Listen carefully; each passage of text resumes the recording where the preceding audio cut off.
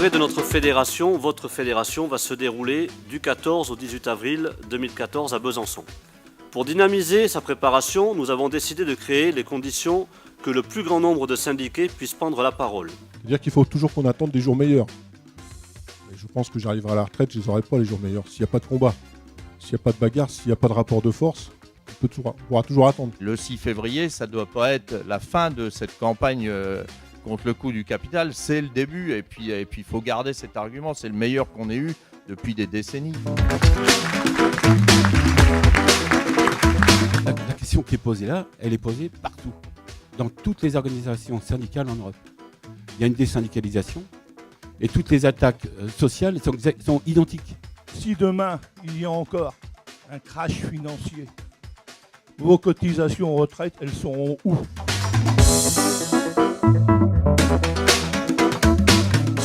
Le corps historique électoral de la CGT, il est en train de siphonner.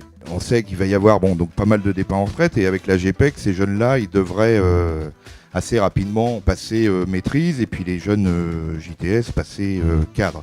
Et je crois qu'ils votent pour nous. On les a captés dès qu'ils sont arrivés et ça prouve qu'on fait du boulot sur le terrain.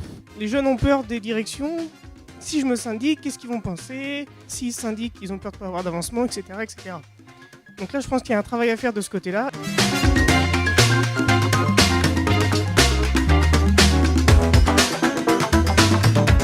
Au niveau du syndicat, la représentation des femmes dans le syndicat, parce que là, aujourd'hui, je vois qu'il y a quand même une grande majorité d'hommes, ce qui est bien, mais il y a aussi des femmes, et ça, c'est génial, mais il en faudra encore plus. Il semble qu'aujourd'hui, même si nous sommes nombreux dans la rue, l'outil de revendication sur les grèves, sur les marches qu'on peut organiser dans les différentes villes, soit insuffisant aujourd'hui pour éviter ce recul que l'on subit depuis désormais plusieurs années. Donc l'outil, la conscientisation et nos outils de revendication, ce seraient deux thèmes que, à mon sens, il est indispensable d'aborder.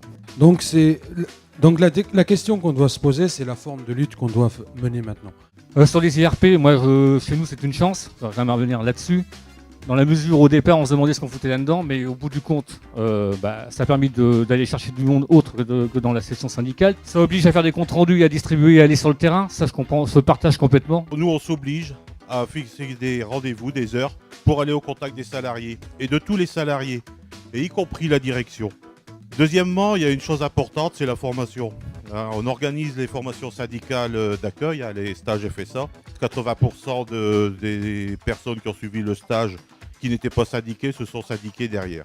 On a des enjeux et je pense qu'on a encore des victoires devant nous.